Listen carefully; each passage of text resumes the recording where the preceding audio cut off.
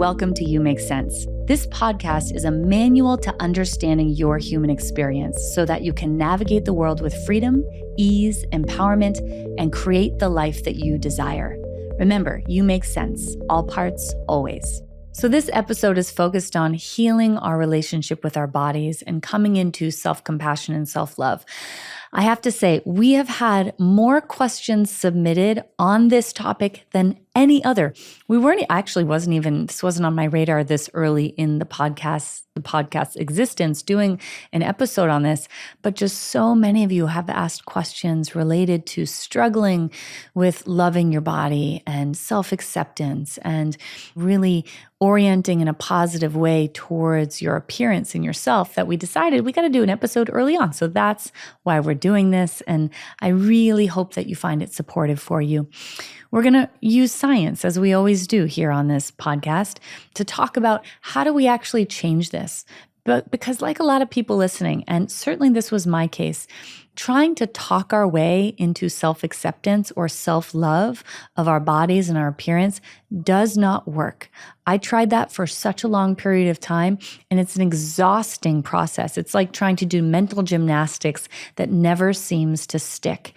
And we can feel it for other people, right? Like you can think of others and think like, well, everyone is beautiful. Everyone is perfect the way that they are, but not me. And that can tend to be the orientation. So what we're going to talk about is how we actually change it. But first, we're going to make sense of our experiences. And what I hope you find as I talk about this, that it really shows you not only how much you make sense, but how much you are not alone in this. Human beings are such good maskers. And this is an adaptive thing. We learn this in order to survive, meaning we present something differently externally that we actually feel internally. And so many of us are walking around the world not feeling a sense of self-love, not loving our appearance, feeling shame or feeling less than. But we try to present in a way that doesn't show that. It's like the lone wolf that goes off by itself. We don't want to show our wounding, because if we show our wounding, we'll be more vulnerable. And the issue with that is we end up feeling more alone, right? When I'm not able to show myself, I end up feeling more alone. So my hope is in this episode, but every episode that we have here, that it really shows you that you aren't alone, that you make sense. And then we'll talk about what we want to do about it. So in terms of body image, I just want to first name this. Society makes this incredibly challenging for us. We are given messages as soon as we come into this world through books, through movies, and thankfully, this is changing so much now. If you read books to your kids, they're so much more inclusive and loving and about self-acceptance and all of that than they certainly were when I was a child. And the same goes with movies. Actually, I think I didn't read the book, but my aunt, who's like my mom, was listening to Glennon Doyle's book on tape. Oh my God, I said book on tape. I'm so old. No one listens to book on tape. Do you remember those cassette tapes? You put it in, you listen to it. It was like 7 in a long road trip. Anywho, she was listening to Glennon's book, and I remember Glennon saying something about how even in the soap aisle, there are soaps that are marketed towards women and some that are marketed towards men. And the ones that are marketed towards women use words that are basically about, being really soft and like a little doe in the woods and being like really gentle and vulnerable and all those things like that. And so we're told that's what it means to be a woman. And then there are other soaps that are being marketed to men, and they're about being strong and tough and like hunting, using words like this. It's like so bizarre. So we're just sold this thing of this is who you are. And if you don't fit into that, there must be something wrong with you. And nobody fits into these binaries, right? So I just want to name that society has done this to us. We are given a monolith of what beauty is, what a beautiful body is supposed to be, the height you're supposed to be, the color of skin that you're supposed to have, the shape of your body. And it's fed to us again and again and again, all of which makes it so challenging to be who we are. Because, what makes us all perfect is our imperfections. That's what makes us us. That's what makes us different. And beautifully different. And so I want to just name that we're given messaging that as we are is not okay. And depending on the type of body that we are, the beautiful body that we're in and the beautiful color of our skin, for some of us, we are given many more messages that as we are is not okay. And so it's very important to name that. The other thing that I want to name is trauma. And when we experience trauma, it's an overwhelm of energy in our bodies. And so as a result of that, we try to leave our bodies. So we become disembodied creatures, which is a beautiful adaptive thing for us to do. And so as much as we can, we try to leave our body. And in many ways, we can feel like our body betrayed us. And so we can have a lot of self-hatred towards our bodies too. So for all of those reasons, so many of us can struggle with being in our body, with loving ourselves. And I want to talk today more deeply about all of that and what are some things that we can do to begin shifting it. I just want to name that these are things that I relate to so much and have in my life. But from the moment I got here, I don't know if I've talked about this in an episode, but I'm from an affair. So meaning my mother was married, my father was married, and they had an affair and had me, which was really challenging to grow up in because my older siblings were quite cruel because I was the result of why their parents divorced. And my mother didn't take responsibility for it. And my father wasn't in my life. So anyway, it was very hard. But one of the things that my mother used to say a lot to me when I was little, just a little sweet little kid, she would say, if you have your father's nose, you're going to have a nose job. And she would say it to me all the time, like a lot. And, before she said that, I never looked in a mirror and thought there was something wrong. But of course, as she began to say that, that's all that I was focused on. Like, well, this must be wrong. This means I'm not good and I'm bad. And so that was the beginning of my struggle with my appearance because there was such a, strong messaging that as you are is not okay. And then because I experienced sexual abuse in my childhood, and this is really common, whether you experience sexual abuse, even medical trauma, like you had a surgery that didn't go well, chronic illness, we can feel like, or if you fawned, meaning you acquiesced to someone else, so you became what they wanted you to be, we can feel like our body did us wrong and betrayed us. And so as the result of that, we can end up punishing our bodies. We also can punish ourselves because of shame. So internalizing it like I'm bad or I'm disgusting. And so the result is punishment. One of the ways that I did that was through excessive exercise. I would push my body so hard beyond what anyone should be doing, like lifting more than I ever should, which led to injuries, running further than I ever should, which led to having a hip surgery in my 20s, pushing all the way to real adrenal fatigue, which was a way to punish myself. And also, by the way, to control, because I felt so out of control. So if I could just control my body and make it this certain way, then I would be okay. And then I did the same with food. There were certain points in my life where I would control food, so limit food and punish myself that way. And then I became really hyper-focused on only eating healthy food, so controlling. It seemed like I was, really nourishing my body, but there was no flexibility. That's all control. And then I spent a long portion of my teens and 20s binge eating. And I had so much shame around it. I felt like there was something taking over my body. And I didn't have a choice over the matter. And this always happened at night. And I would eat until I felt sick, like comatose. And then the next day I would shame myself around it. And I felt just so much shame. And then there was a period in my life where, a short period where I was going through another pretty intense trauma. I think I was around 20. I may have gained 40, 50 pounds in the matter of a couple months, all because I was using food to try to medicate myself. And so ways that I was punishing myself, ways that I was controlling myself, ways that I was trying to control my appearance. And the other is perfectionism.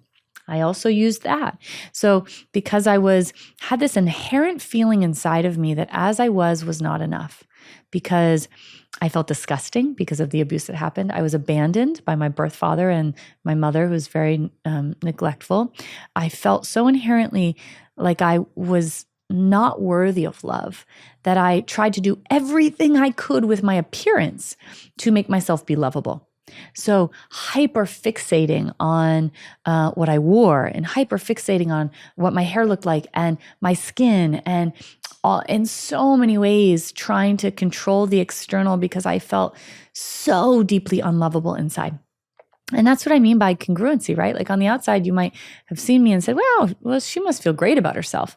Well, the opposite was true. I felt so much self-hatred.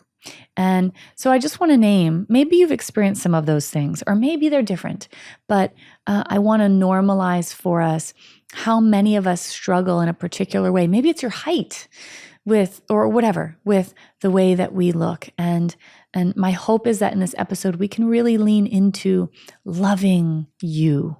Well, I love you deeply. I love, and I really mean that. I know that might sound super strange to you, but I do think about, before I come for a day of recording, we record a lot of these in a day. I think about all the people that are going to listen to it, including you. And the whole reason that I created this is because of you, to help support you to feel loved and that you make sense, and to support you to step into the life that you desire. So I don't say that flippantly. I truly mean that. And in this episode, I really hope that I can support you to feel more love for your body and your beingness too. So before we get to that, I just want to talk about the different ways that we might find that we are not friends with our bodies. One of them is the ways we try to control our bodies. I named some of the ways that I try to do that. But when we have an experience, we've experienced trauma. Remember, that's an overwhelm of feeling helpless in the state of overwhelm. So I am out of control. And so when I feel out of control inside, because I'm perpetually dysregulated in my nervous system, so I feel panic or terror, or I feel rage that's not expressed. So I feel really out of control, especially as a child. I can't control what's happening. What we can brilliantly do as an adaptive strategy is we try to gain control outside of ourselves, including controlling our body. And so if you find yourself controlling or restricting food, controlling exercise, meaning what your body looks like, being hyper fixated on making sure that your skin is perfect, and or even being hyper fixated on, like, I can never get a sunburn. All of the, we don't want to get a sunburn, but just being hyper fixated on, I can't even be in the sun. All of these different things because I don't want to age. All of that is control. Or, I live in a city where a lot of people are doing cosmetic things to change their appearance as a way to control. So doing lots of treatments to their faces and facelifts and implants and all of the things to try to gain a sense of control. For others of us, we may find that we try to leave our bodies because our bodies weren't a safe place for us to be, or still aren't a safe place for us to be because we don't know what to do with the dysregulation happening in our bodies. And if no one teaches you what to do, you're going to find a way to leave your body. So some of the ways that we do that are, for example, binge eating food, which is something that I named, that I did for a very long time. I also would use alcohol to leave my body. So drinking, in my late teens and early 20s, I would drink so heavily, like drinking to the point of blacking out often. And then really didn't, if I had one drink, it would lead to me blacking out, in my early 20s. So that was all a way for me to leave my body. And then that continued, into my 20s, well into my 20s too. So using drinking to leave my body. There's so many other things you can use to leave your body, using sex to leave your body, using work to leave your body. So different ways that we try to do that in order to not have to be what's occurring. So many of us also try to hide in our bodies. Now, the thing is, you remember, your body is a place where the trauma occurred. And for many of us, when we experience relational trauma, there was trauma done to us, done to our bodies. And so what our nervous system brilliantly says is, I never want my body to look the way it did at the time that I was experienced whatever that happened to me, that attack or that abuse or whatever or the bullying. So I'm going to make myself very, very different. So let's say, here's just a simple example. You went to school and you used to love to go to school wearing, I don't know, maybe you liked to go to school as a little kid wearing dresses all the time, or maybe you like to wear a little bow tie. I don't know, that's so adorable if someone wanted to do that in elementary school. And you got bullied and people said, what's wrong with you? Why are you doing that? Well, your system in experiencing that shame might say, never again am I going to do that. Because when I express myself in the form of dressing, because by the way that you dress is a self-expression. Like, have you ever watched parents who wonderfully, and I think this is really important, let their kids have self-expression in their dressing? One of my dear friends, she has a son named Kolea, and he is maybe one of the most, hi Katya, he's one of the most magical kids I've ever seen. He has rainbow colored hair. It's so beautiful. His clothes are just like the most he's like a sparkly, magical unicorn soul of a kid. Just really special. The way that he dresses reflects it. And it's so unique and dynamic. And anyway, he's just the coolest kid. So if you watch kids who are able to be themselves, they're going to be fully expressed in the way that they dress.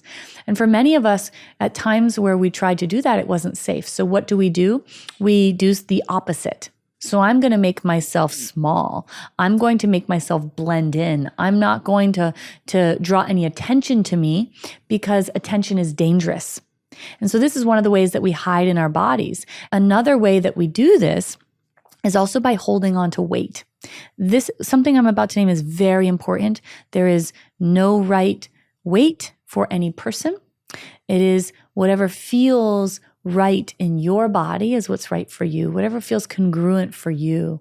And we have a society that has told us that we all have to look like one thing, which is not feasible for us because we're all uniquely us. So what I have found in doing a lot of work with folks who've experienced, especially with sexual abuse, but trauma of all kinds, is that, and I did this, that our system can often say, I don't want to experience that kind of exposure again in the body that I was in. So what I'm going to do is I don't want to be seen. So I'm going to hold on to extra weight almost as a protective barrier. And I work with a lot of people that will say, no matter how hard I try, I just can't seem to lose this weight. I want to. I'm eating really healthy and I'm exercising and it's not happening. And then of course we get shaming messages like we're not trying hard enough. And so much of that has to do with your system is trying to protect you by holding on to that. And it has really tricky ways to do it. When I was working with someone who was really, as an entrepreneur, wanting to step into her calling, which meant being seen more. And she was holding on to weight that she felt like was not her right body. And she felt shame about it, which then kept her from being seen. So you see, what a brilliant protective mechanism, right? Because it kept her from the thing that she wanted. Another reason why a lot of us can end up holding on to weight is because we are holding stored trauma and stored emotion, which lives in our tissues. And I have found again and again, when we're able to discharge and release that gripping and that holding energetically also allows that weight that we might want to be releasing to let go. What doesn't work, I can say, is you trying to force that to happen, meaning by restricting your food and your intake and all of that. It is this energetic work that is absolutely necessary. One more reason why a lot of us can find ourselves holding on to weight is because of dysregulation in our nervous system. Even just, 4 or 5 years ago, I was in a really heightened, actually probably less than that, 3 years ago maybe, in a heightened stress response with lots of things going on in my life, and had a vaccine that caused a lot of dysregulation in my nervous system and stress in my work. Anyway, so when that occurs, when you're in a heightened sympathetic state in your nervous system, you have higher levels of your HPA axis, first of all, is affected, higher levels of cortisol and adrenaline. And when that transpires, what our body does is it actually wants to hold on to weight as a form of survival, because if I can hold on to weight, then I have energy reserves.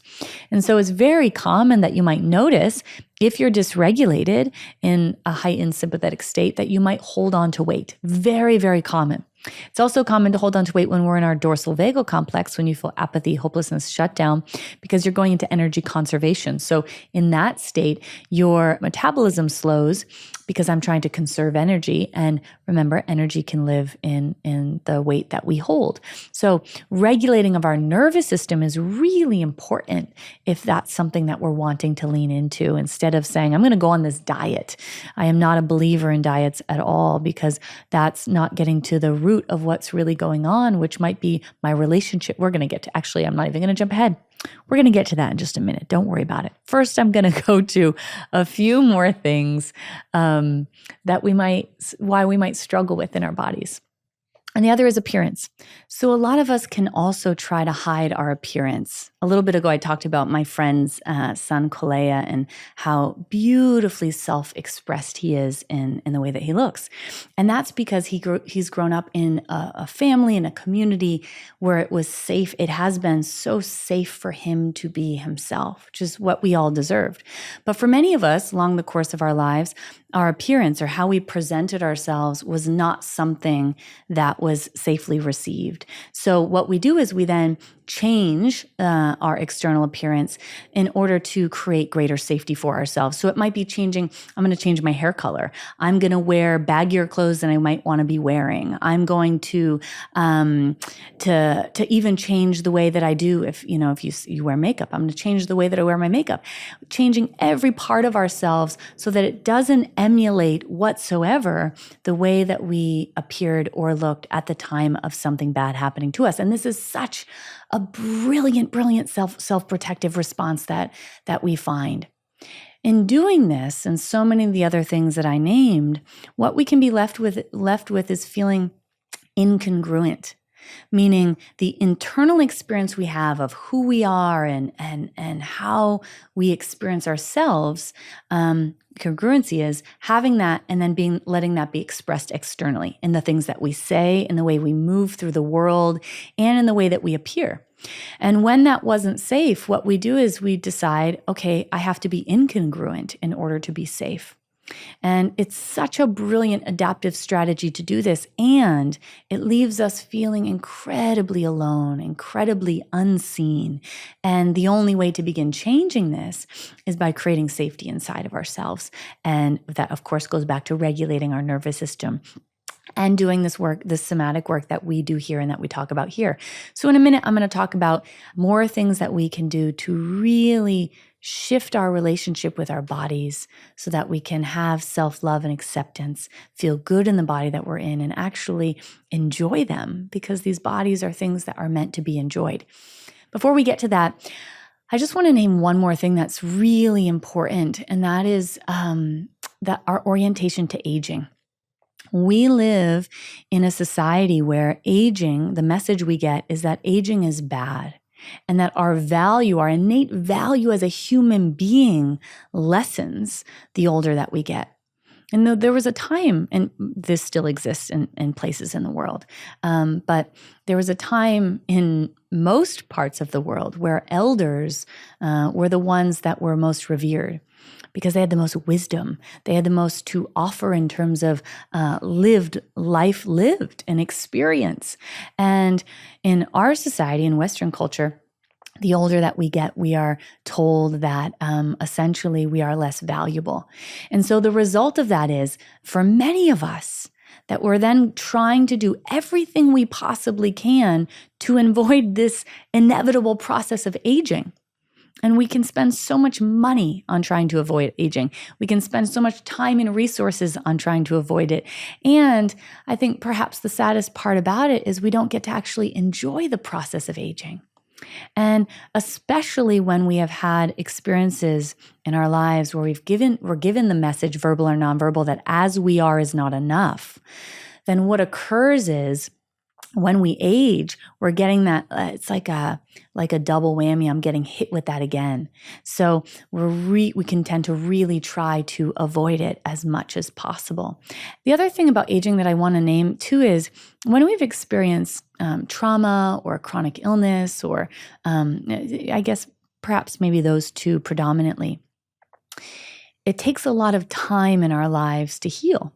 And for me, I remember, I spent most of my 20s feeling like I was on the sideline of my life. I used to say that all the time. I feel like I am sitting on the sideline watching other people live their life and watching other people step towards the things that they're wanting, and not just in purpose, but like community and joy and like doing things that made them feel filled up. And I felt so unsafe inside that I couldn't do any of those things. And so then when I was in my early 30s, I felt like, what happened? Time went by and it's gone. I can't get that time back, which required a lot of grieving. But also I was resisting aging because I felt like I missed that time. And so I just want to name that that's a really common part of the healing process too, that we can then find ourselves really resisting the aging process. And my hope is, I'm about to get into what do we do about all this, but that we can really change our orientation to it. Even in this moment, just think for a second about an elder in your life, maybe a grandparent. Not always, but they're often people who we think of really fondly. Or maybe it was a teacher, or maybe there's a mentor in your life. And I want you to think about when you see their beautiful skin that shows, every line shows life lived. How do you orient towards them? What do you think about them? I think of my grandmother who is so close to me. I wish that I could hold her hand and feel the wrinkly skin on her hand again. I just loved the way it felt. I'm actually bringing myself back to it now. And there isn't a single part of me that would think that was less valuable or disgusting or undesirable, right? And so just think about that for yourself. How do you orient towards it when it's someone else? And might I be able to begin seeing, bring that orientation towards ourselves? If it's true for this person I love, you don't have to feel it yet, but could perhaps it be true for me too? So this brings me to the next important point. If you're saying like, well, how do I actually do that? The general way that self-love and acceptance is approached really doesn't work because it's approached from a cognitive place. Meaning I try to just tell myself that I am loved. I know a lot of people that put like sticky notes on their mirrors that say like, I love you, you are enough, all these different things around their house. And it's a great concept. But if you don't have the somatic component of that, like the felt sense of it, then it's just words, right? So you could say those words and not feel them. And then there's really no benefit of it, meaning it's not doing anything for you in a positive way. What we need to do is somatically begin feeling into this experience of self-acceptance, so building a relationship with ourselves and our bodies, and self-love. And again, it's not possible to do that through talking. So I just want to guide you through a few ways that you can do this. The first is beginning to step into a relationship with your body in a tolerable way. One way that I find this to be really, really helpful is connecting to an internal organ or all of your internal organs and building a relationship with them. By the way, this not only will help build self-love, but it also helps to heal your body because I'm now in relationship with it. So let's say I'm to put my hands where my lungs are, and with every breath, just noticing how they expand and contract for me. They expand and contract for me, and they're breathing air in so that I can experience life. And I don't have to ask them to do that. They've been doing it every moment since I got here. And so I'm saying those words, but what I'm really inviting in is the felt sense experience of gratitude and love for this organ inside of you that is working for you and only for you on your behalf. So that experience, feeling into the sensations that you notice, the feelings that arise, like really letting that marinate, being with that, begins to build our capacity for self-acceptance and self-love. We can't just say, all right, tomorrow I'm going to love the way I look. I'm going to love my body. I'm going to love myself. It doesn't work that way. We have to slowly build our capacity for it. And the internal work is the first very important one. Next really important one is external. So this one will feel a little bit harder.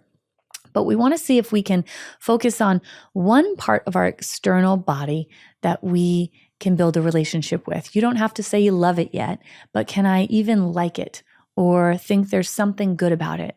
That might be something like it literally could be something as simple as, I like the arch of my foot. I know that might seem very benign and strange, but I want you to notice the difference of me saying that versus my whole face. That might feel overwhelming. Or, I do like the shape of my ear. Or my skin is soft and that's nice. And I want you to feel into it. So not just say the words, but notice the felt sense response to it. So the sensations, you might notice a softening, a warmth, an opening. This is called building our capacity really, this is capacity building in general, but it's building our capacity for self-love. This is the way that you do it. You don't just, jump ahead 100 steps and think that tomorrow you're going to feel full self-acceptance for you. It's these incremental steps that gets us there. And the more that you do that, the more that you're actually able to step into this. The other thing that I want to name is beginning to experience congruency. So, I talked before about how a lot of us are incongruent, meaning my internal does not match the external. And for so many of us that weren't put first in our lives, our external representation of self can be something that's put aside, especially for parents with not having a lot of time. So I might say to myself, I really feel better when I don't just throw my hair up and it's dirty, which is something that I normally do almost every day that I'm not on live calls. Instead, I'm going to do my hair in a way that makes me feel more fully expressed, like me. And maybe having your hair up like that is you feeling fully expressed. I don't know, but can I have more congruency? Instead of wearing the same thing, I can tend to do this, pull the same things out of my wardrobe every day. Can I actually pull something out that represents how I feel today? And the more that we do this, the more that our external begins to match our internal. Other thing that I want us to focus on, invite you to focus on, is replacing coping strategies with regulating resources. So coping strategies are the ways that we try to leave our bodies. So I named some of those, like binge eating food or drinking. And then, of course, there's other things that we can do too. So we don't want to ever pull the food away or pull the drinking away, because what's going to happen is your system's just going to replace it with other food, or you're just going to 2 minutes later go get another glass of wine. Instead, what we want to do is we want to address the underlying reason for that coping strategy, or the thing that we're using to numb. And the underlying reason is dysregulation. That's the whole reason we're trying to leave our body in the first place. So regulating resources are anything that actually helps to discharge or get rid of the activation that we're using coping strategies to cover up. And I have therapeutic regulating resources in all the programs I have, and you can look into those.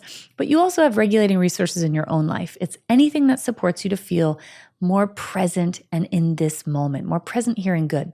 Things like humming, swaying, tapping, bilateral stimulation, going for a walk, doing yoga, swaying, shaking, and again, anything that registers as good for you and supports you to feel more present and here. So it could literally be, I'm going to go pet my dog, and then after I use that regulating resource, notice what's different. And then you can have that glass of wine, or then you can, have the bag of chips that you're going to eat. And again, I don't want you to pull those things away unless the caveat to that is unless you're in danger to yourself. What we want to do is consistently regulate before you go to use a coping strategy, and then even regulate after you use it. The more that you do this and also regulate your nervous system in general, the less you're going to need the things to cope, because you're actually finally addressing the underlying root cause, which is the dysregulation that you are experiencing. And then lastly, I really invite in the exercise I named earlier. I want you to think about any elders in your life, whether they are still in physical form or not, or mentors that you have. And I really want you to ask yourself, how do I orient towards them and their appearance? And what and I want you to not just think, as I'm thinking about it, it's not just the thinking, it's the feeling. So I want you to notice what you feel in your body. It makes me feel warmth and open and love and gratitude. I want to go towards that person. And then what I want you to do is, after you do that, placing a hand on your heart, maybe even looking in the mirror and looking at the beautiful wisdom in your face and your skin, and just seeing, can I orient slightly differently to it? Can I notice that is a beautiful representation of the wisdom that I have, of the life that I have lived? And that reorientation can be a really powerful way to change our relationship to aging. Lastly, I just want to say we also want to build our relationship to pleasure. When we've experienced trauma or chronic dysregulation, our orientation towards pleasure, our bodies, is that they're not places of pleasure. So we want to see, can I start letting this vessel that I inhabit be a place where I have positive connection and positive experience inside of? So that could literally be feeling the sun on your face, eating something delicious and really enjoying it, taking a bath, getting a massage, and noticing the sensations that arise in your body as you allow pleasure to build and be present for you. So all of these things are what's actually necessary to build a loving relationship with our bodies and with our appearance. You can't talk your way into it, but through this work, it can somatically change in a powerful way. And when we also begin addressing our parts, we've got episodes on parts, and we fall in love with all these parts of ourselves that maybe we have historically not loved or we have rejected, that changes everything too. And all it takes is one tolerable step at a time. Every single one leads to the experience of ourselves that we are desiring. Enjoying what you've heard so far and want to go deeper into somatic healing? I have a free workbook called How to Gain Control Over How You Feel, and it will help you to get in the driver's seat of your experience and step towards your desires with more ease. Check the show notes below for a link to download. Okay, for this Q&A, we have Rachel back with us. In case this is your first episode of listening to You Make Sense, or maybe you've only been here for a bit, I just wanted to let you know who Rachel is. Rachel, first of all, Rachel's one of my favorite humans on the planet. She truly is, I would say, the safest person that I know. She is so kind. She is well-versed in this work. She's an expert in it. She's a social worker. She's a mother of two. She's just a beautiful beam of light. I should be your hype woman. I guess I kind of am. As I'm saying this, I'm like, I think I am your hype woman. And Rachel's been working for me for quite some time. She's inside every community that we have. So every program we offer has an online community. She runs those. She runs some of our calls. If you DM me on Instagram, Rachel be there. If you send an email, Rachel be there. She's my right-hand woman, and I'm so glad to have her here today. She reads over all the questions we get, and we group them per episode. So if you ever want to submit a question for an episode, there's a link in show notes to do it. And it can be around any part of your healing journey that you're wanting some support around, or your life in general. Sometimes they're written, and they can also be audio or video.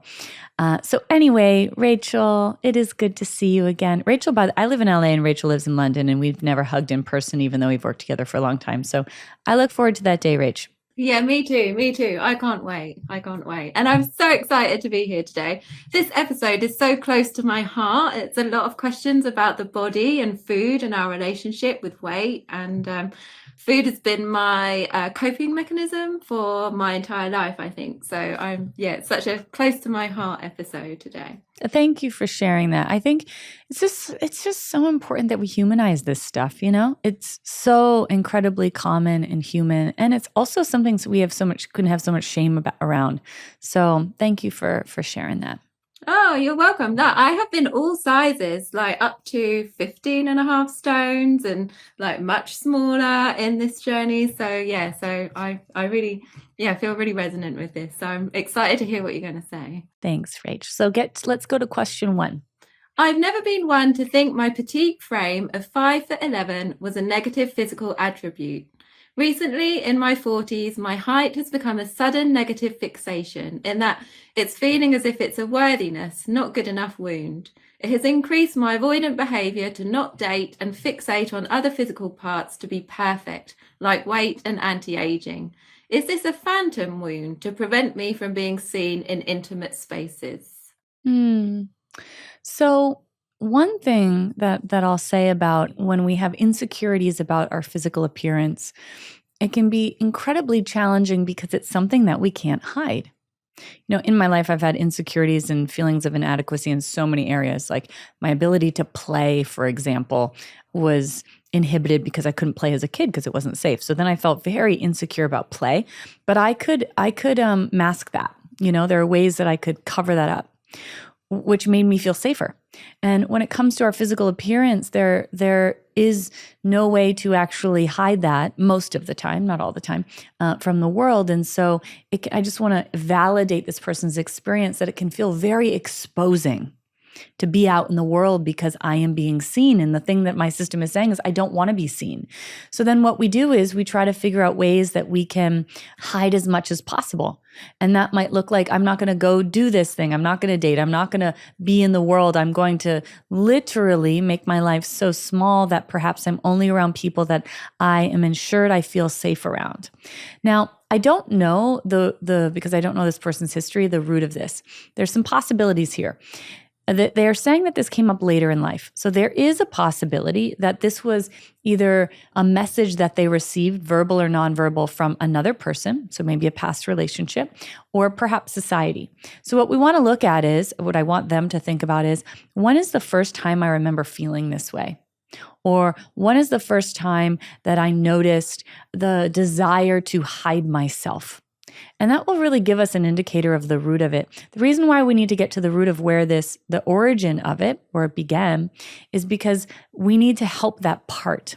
There's a part of her that is fragmented. So their parts get fragmented off.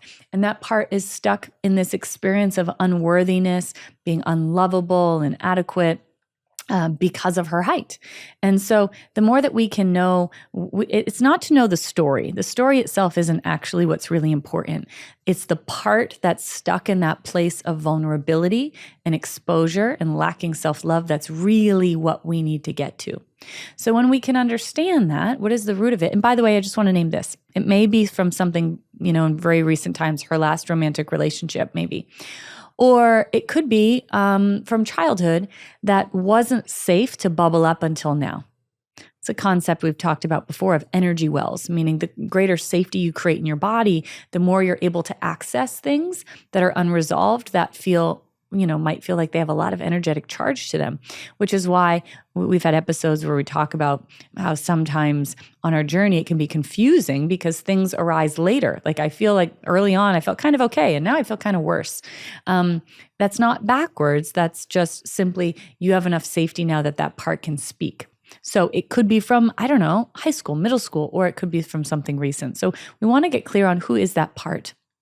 And then what we want to do is we want to do the internal co-regulation with that part. So connecting to our most adult self, a moment that you have felt anchored, present, here, and good. So like adult you or your soul self, and just bring that back to life. So just any moment in the past you felt that before, bring it to life fully.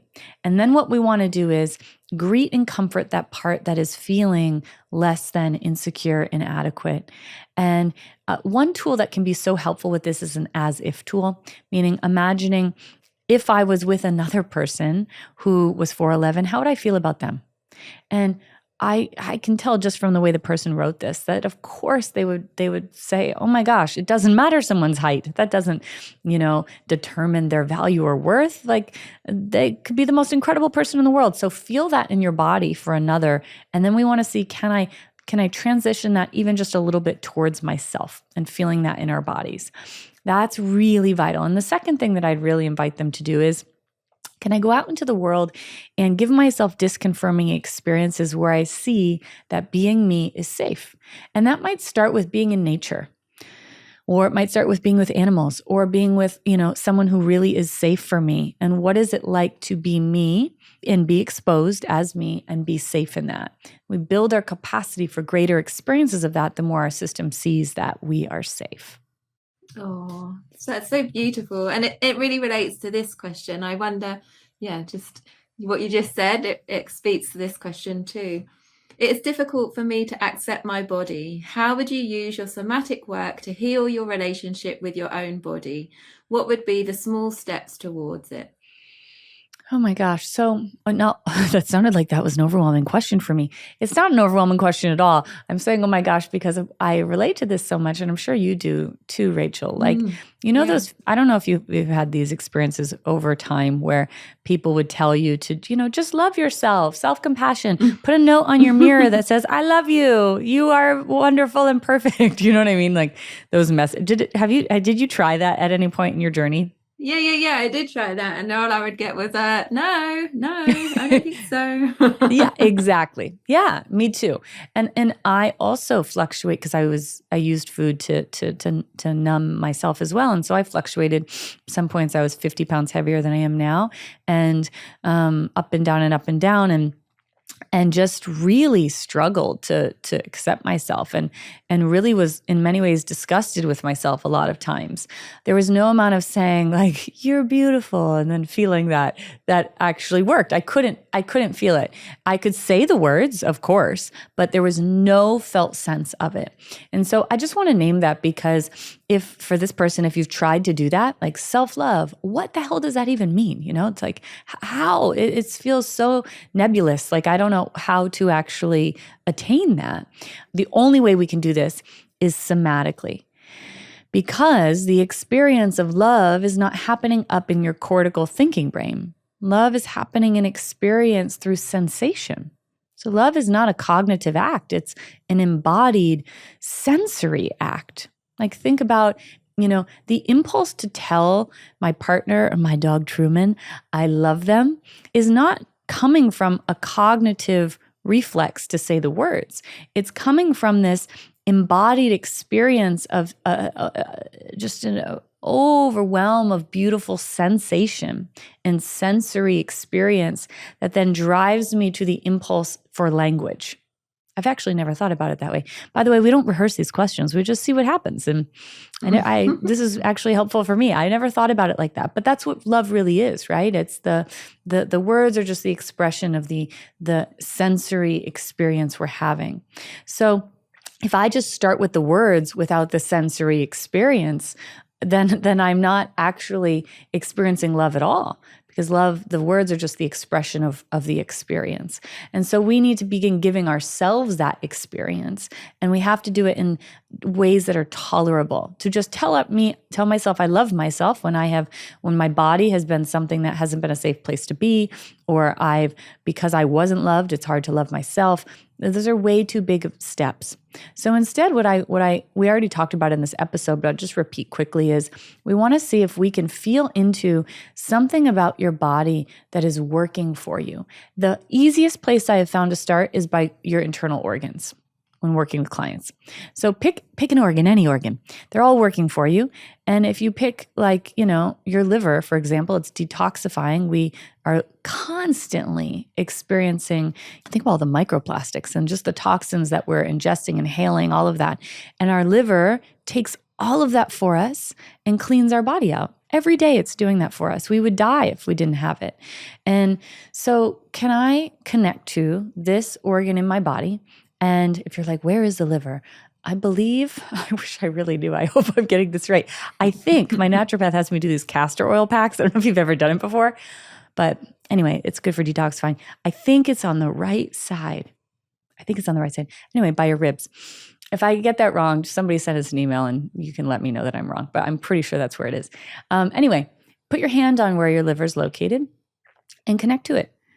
It's only working for you, no one else. And can I just feel into the relationship to this organ that is working very hard to give me life? And can I feel into, most importantly, the sensory experience of gratitude for it? And marinate in that a little bit. And then once we can do external is easiest, and then can I do external? So then could I look at one external part of myself that I can begin loving? And it might be your eye color. Like, can I look in the mirror and see my eye color and see how incredible that is? I mean, eyes in general are such beautiful organs. Can I just see if I can see the beauty in it, or the texture of your skin, or whatever it is, how your breath smells when you wake up? I don't know. If someone that was their thing, great for you.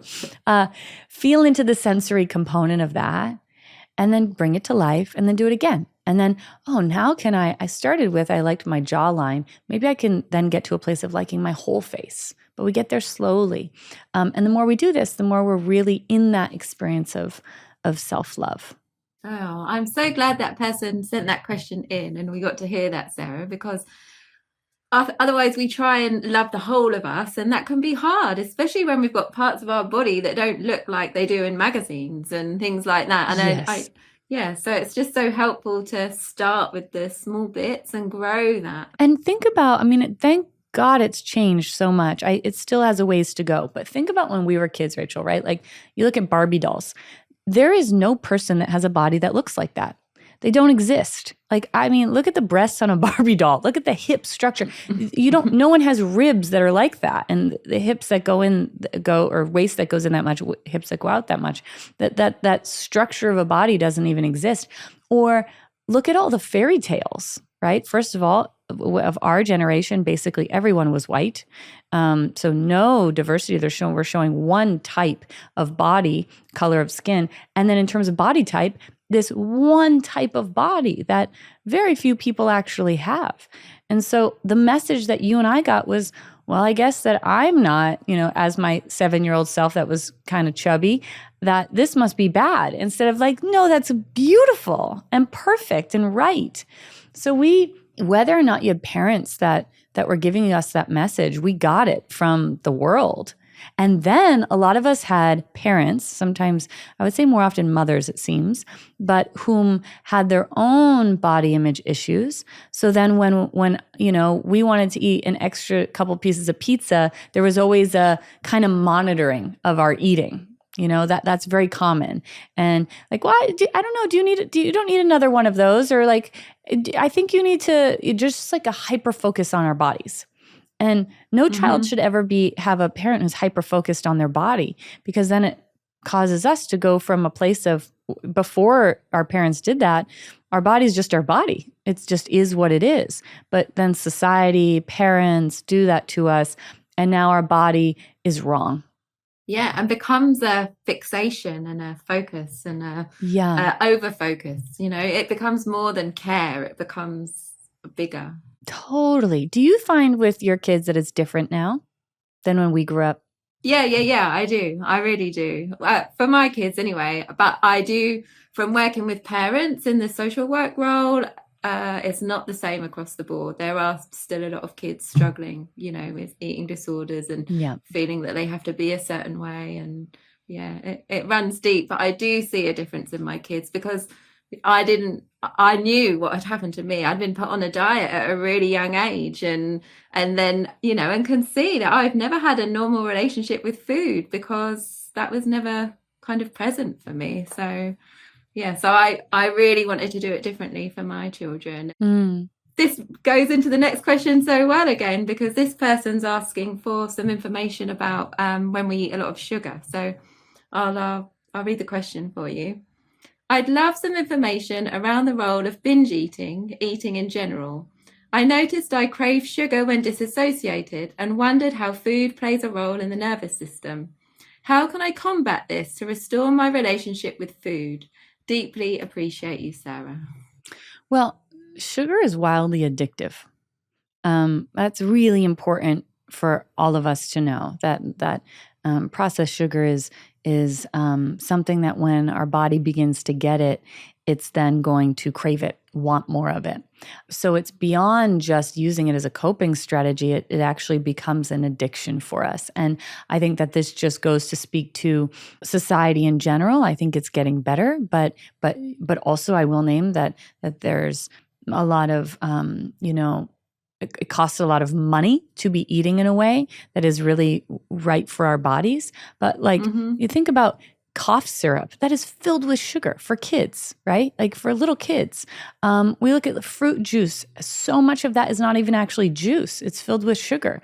When I was a kid, I grew up in poverty, but we drank Tang. I don't know if anyone remembers that. Or there was like frozen orange juice in these cylinders, and then you take it out and you mix it with water, but it was basically all sugar, or Kool-Aid, or these freezer pops that were like red number 6 with sugar. So we've been conditioned from really young ages, cereals, for example. And I'll also say that all of the ads were made for kids watching TV to say, oh my gosh, I need Cocoa Puffs. Look at that. That's the best thing ever. Lucky Charms in the United States. Those are some sugary cereals. And so it's all to get kids addicted, right? And then we go through a life, most people, with that centered in our lives. And that affects our hormones. It affects our nervous systems in a profound way. And of course, if our nervous systems are affected, our HPA axis is affected, our cortisol levels, adrenaline levels, everything is affected. So our skin, just our gut microbiome, highly affected by it. So just want to name that. What we want to start doing, just a practical thing here, is can I start beginning to replace this processed sugar, like sugary cereals or foods or whatever, with natural sugars? So can I start eating some fruit, even, for example? And at first, if you're used to eating processed sugar, fruit's going to not taste sweet at all. But can I start replacing a little bit with things like that, or even things like coconut sugar? So the more that I do that and start to replace slowly and wean myself from sugar, what eventually happens is natural sugar starts to seem very sweet to us. We're using honey, for example. Honey is so much better for us. So the more that you do that, then once you've replaced it with natural sugar, when you go to have a piece of cake, you almost feel sick from it, because your body's saying like, ugh, I don't process that anymore. So just like all things, just like healing is titrated, we want to titrate out processed sugar as well. The other thing that I want to name in terms of what this person said about binge eating, and did they specifically say they do this in dorsal? I notice I crave sugar when disassociated. Okay. That's really interesting. My hunch about that is when you're dissociated. So dissociation happens either in our autonomic state of freeze, where we have all this energy inside, but we feel frozen. So I feel panicky inside, but I feel trapped in it. And then it can feel like I have this anxiety, and I'm almost like in a dream world. I'm around other people. I can have conversations and all of that, but I call it here, but not here. I spent like a decade and a half in this place, here, but not here, kind of in a dream place. Like reality is just sort of out of touch, out of reach. Now, we can also dissociate in our dorsal vagal complex. That's where we experience apathy, hopelessness, depression. You have no energy, you can't get off the couch. You feel like a ghost going through your life.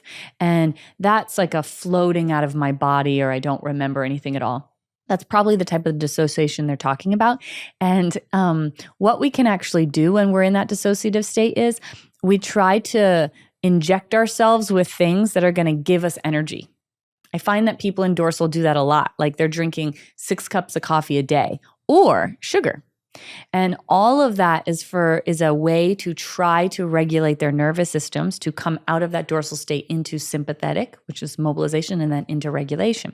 And so what we want to see if we can do is, can I begin replacing that with movement?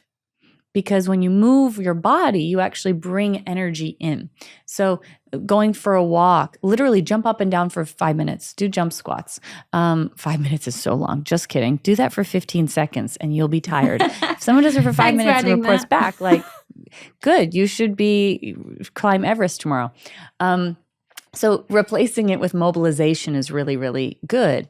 And so instead of 6 cups of coffee or whatever, however much cookies they're eating, can I have 1 less, and then can I bring some movement in? The more we do that, the more we can come out of the state.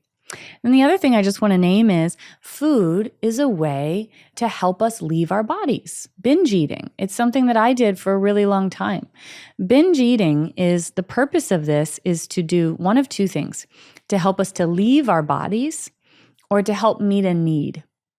So when we feel overwhelmed in our bodies by eating food, we're really eating to numb.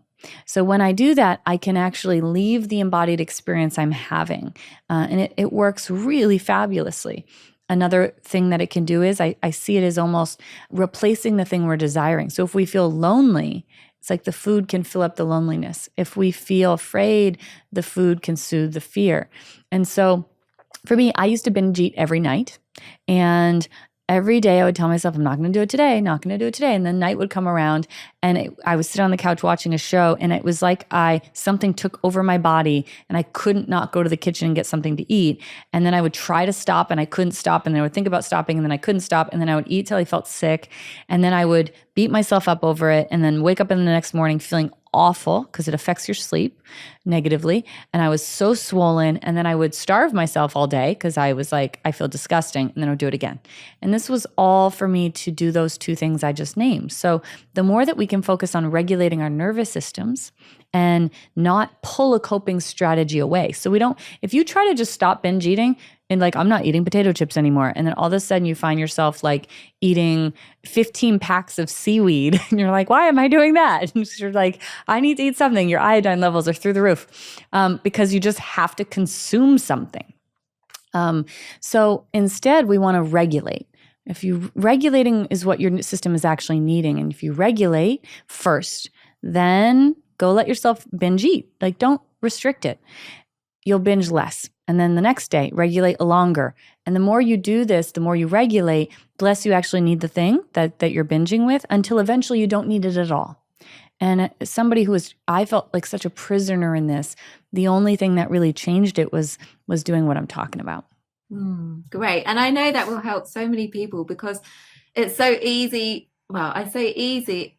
I know that feeling of being powerless in the peanut butter, like, and in my mind, that too. Was that something that you binged when you were binge eating? Yeah. If I felt lonely, if my partner had just gone back and then I had a week like with just myself and my kids on a Sunday night, I would be in the peanut butter. Yeah. Yeah.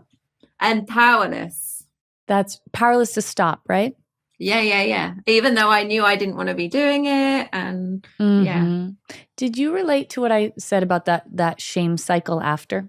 100,000,000%. Yes, because I would eat to a capacity that you wouldn't think was possible. And then it wouldn't be until about 8 hours later that I would feel so full up. And then I would feel horrible the next day because it doesn't feel congruent. In your heart, you're doing something that isn't good for you, but with no way to stop it, it just feels like a perpetuating cycle, because then the shame, you feel bad about yourself, don't eat for ages, and then you're in a cycle. So I love that you're sharing how to ease out of that rather than try and white knuckle it. And then, obviously we can't do that because we haven't put something in its place to support us. So I'm so glad that you're sharing what you're sharing. Thanks. Thank you for sharing that too, Rachel. And that's also right, like comes into parts, because likely there was a part of you, a younger part, that in your partner leaving was feeling lonely, all alone. And, a lot of these coping strategies start when we're young.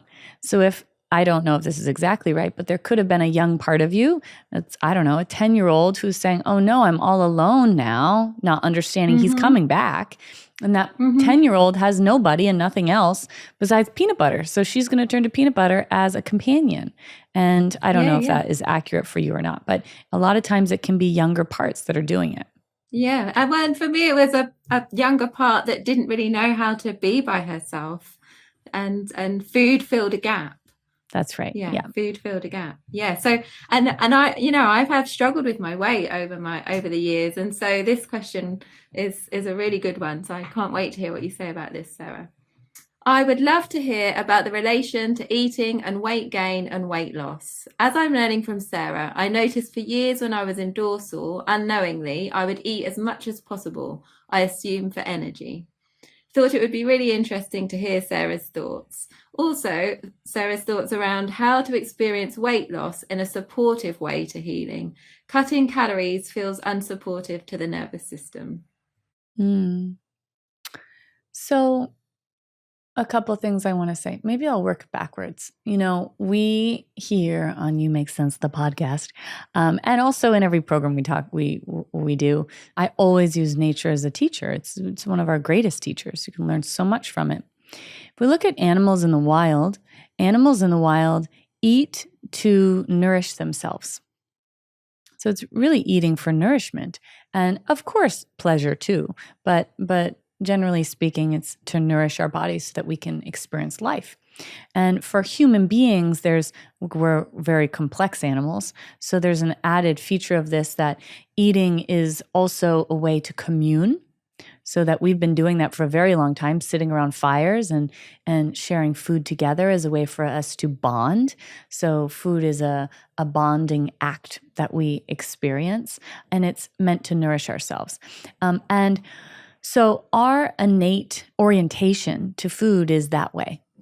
We've been taken away from that because of traumas that we've experienced, because of things that have been projected onto us, because of what we've been talking about, needing food as a coping mechanism. It's no longer just for connection with others and for nourishment. It is the only connection that we have, and it's a way for us to leave our bodies. So at its core, that's how we are meant to experience food. When we're talking about weight loss or wanting to be in a different version of our body, the first thing I want to name is, to reiterate, which we talked about in this episode, there is no right body size. It is how does my body feel best? How do I feel most energized for me? How do I feel most like myself? And that's what the goal should be for each of us, to be in that feeling of congruency, where my external experience really matches what's happening externally. And I really detest the world of weight loss, because what it's doing is, number one, it's not addressing why are people holding extra weight in the first place. And number two, it can be really shaming, like that somehow we become more valuable when have less weight. Just like with age, right? We're more valuable if our skin is more plump. Why? Who decided that, right? And culture decided that for us. So in terms of losing weight, to me, the most important thing to focus on is building a relationship with our body, a positive relationship, a kind relationship with our body. As somebody who, I was binge eating, and I also would punish my body, like over exercising. I had no relationship with my body. And the more that we can actually do through the exercises that I named in the episode, but also in that second question, build a relationship with our body. Like it's your friend. It is. This is giving you life. This is how you experience the world. So can I actually fall in love with my body? Not just the weight of my body, but my body as a whole. And when that occurs, you start to then feed your body the way you would feed your child that you love. If that makes sense, because now I have the same orientation that I would to my child. Like to my child, I would never restrict their food and tell them, well, you're too big right now, so you need to eat less, right? Like that would not be helpful. What I want to do is be regulated with them, because when you're regulated when you eat, you're going to consume the right amount that your body needs, because you're actually embodied. And so we want to be really listening as I'm eating. So really using all the sensations you have access to really smell your food, see your food, taste your food, take your time with it. Notice what it feels like to coming into your stomach. And the more that you do that and listen, you'll be able to stop eating when your body says you're full. But this is about relationship building. It's not about restricting. And the more that happens, the more we come into our right size. That's right for whatever is right for us. And by the way, at particular junctures in our life, if we're going through a time where we have an injury, of course we're going to be moving less. So there might be extra weight. What's most important is the relationship building process. The other thing I just want to name is, it is very common when we're in dorsal that we use food to binge, because dorsal is about leaving our body. So I want to get out of here as fast as I can. And so food can be a helpful way to that. And then one more thing I just want to name is, a lot of us hold on to weight as a protective mechanism, almost like it's a protective force field around us that ensures, it can have a number of reasons. One possibility, which we talked a bit about in this episode, is if in the past I was harmed or hurt in a particular way in a certain body size, well, then I'm going to make sure I'm never that body size again. So if I hold on to extra weight, it's like a protective mechanism for me. And my system's is essentially my nervous system saying, well, now at this weight, perhaps nothing bad will happen because I look different than I did. So that's one of the reasons that we might find ourselves holding weight. We can also hold weight if we have repressed emotion. So if I'm holding the emotion inside of myself, like rage or anger or even grief, it can manifest in the form of holding of weight. So the more that we process emotion out, the more that weight can also move through our bodies. And just lastly, again, to reiterate, and there's no right size. It's really about building the relationship with our bodies and loving ourselves and our bodies through the somatic process that I named.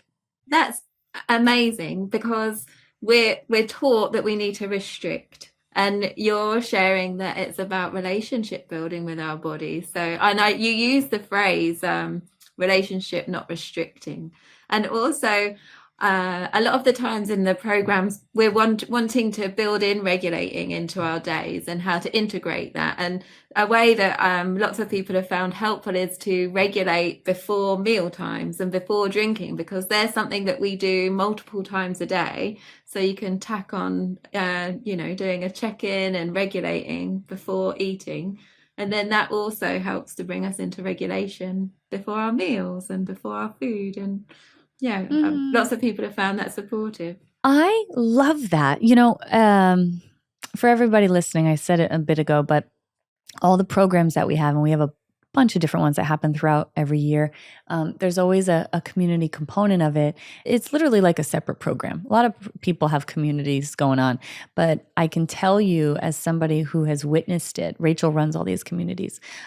They are so incredibly supportive. You could literally go 5 days a week inside of these communities and get support from Rachel and the rest of the people in the program. And so I love to hear how people are sharing, oh, this is working for me. And if I regulate before meals, it becomes habituated. That's just so beautiful. And thank you for sharing that. Oh, you're welcome. And thank you for all the wisdom today. I wish I had this when I was 8 years old and already thought that I was too big, to be told there's no right size body, and to develop that kindness and love for my body would have been amazing. So I'm just so grateful that you're sharing this for us now. Thanks, Rach. And thank you so much for your willingness to share your experience too. I know that will help so many people. So thank you for being you.